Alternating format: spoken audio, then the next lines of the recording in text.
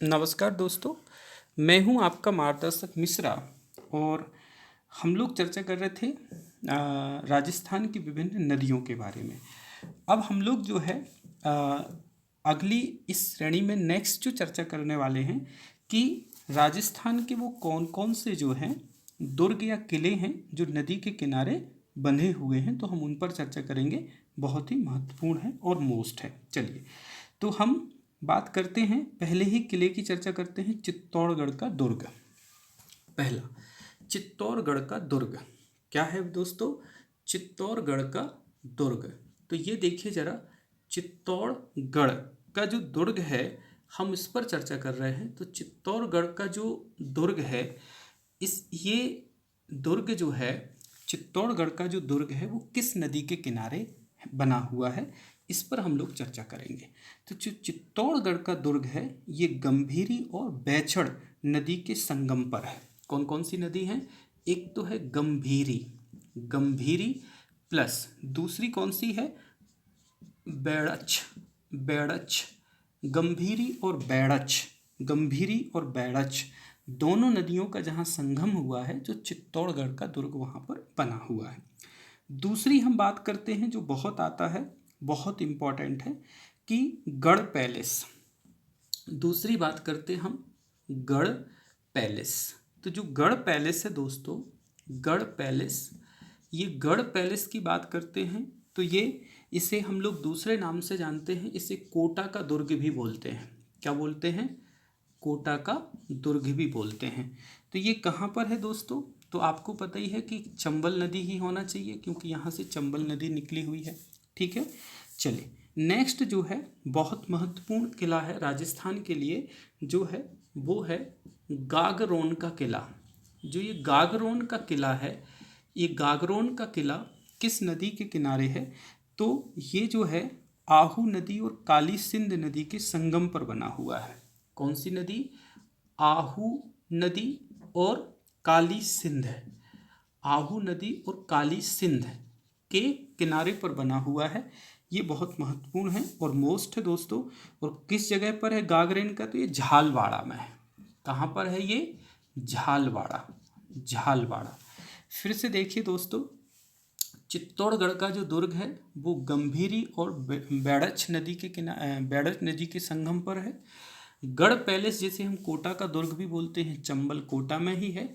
और गागरोन का किला जो है ये झालवाड़ा में है और आहू तथा काली सिंध नदी के किनारे बसा हुआ है। अब बहुत ही इम्पोर्टेंट हम पढ़ने वाले हैं भैंसरोड का दुर्ग। नेक्स्ट आता है हमारा कौन सा? वो है भैंसरोड। बहुत ही महत्वपूर्ण है भैंसरोड का दुर्ग। तो ये जो भैंसरोड का दुर्ग है दोस्तों, ये किस नदी के किनारे है? तो ये जो है चंबल और बामनी नदी के तट पर बना हुआ है। चंबल और बामनी, चंबल और प्लस बामनी। और दोस्तों याद होगा, इसी पर सबसे बड़ा हमारा वाटरफॉल बनता है 18 मीटर ऊंचा। तो ये जो है चित्तौड़गढ़ में ही है, तो दोनों के संगम पर बना हुआ है। ठीक है, और ये बात हो रही है कहाँ की? चित्तौड़गढ़ की बात हो रही है। ठीक है, भैंसरोड का दुर्ग। चलिए अब हम लोग बात करते हैं शेरगढ़ का दुर्ग।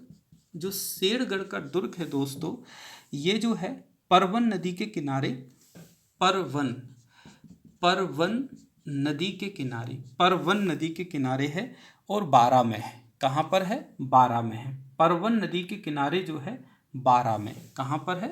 बारा में। ठीक है, बारा में। और एक और हम लोग पढ़ लेते हैं मनोहर थाना दुर्ग। मनोहर, मनोहर थाना दुर्ग। तो ये मनोहर थाना दुर्ग कहाँ पर है दोस्तों? तो ये भी जो है दो नदियों के संगम पर है, एक तो परबन और काली रवाड़।